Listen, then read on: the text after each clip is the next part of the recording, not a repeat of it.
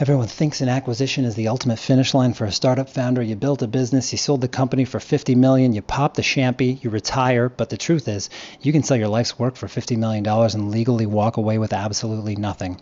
It happens because of a predatory term sheet mechanic called the multiple liquidation preference. Normally, when PE or VC firm buys pref stock, they get a 1x liquidation preference. This means if the company sells, they get their original investment back before the profits are split. It's a standard downside protection, but when capital markets dry up, sponsors get greedy. They want a 3x liquidation preference. Here's how that math destroys a founder at the closing table. So let's say an investor gives you $20 million for 20% of your company, and a couple years later your growth stalls and now you're forced to sell the business for $50 million. You do the math in your head, you think the investor gets $10 million and you get to split the $40 million with you and your buddies, but you're wrong. Because of the 3x liquidation preference, the investor doesn't get their $20 million back first.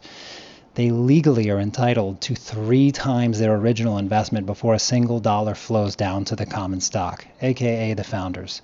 3 times 20 million is $60 million, but the company only sold for 50. How does that work?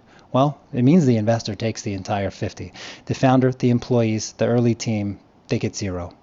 So you spent a decade building a company just to hand the keys to an investor for free. Stop obsessing over the top line exit number. Start reading the payout waterfall. If you want more deep dives or McDonald's CEO size bites into how money actually moves, hit subscribe and don't build a company for free.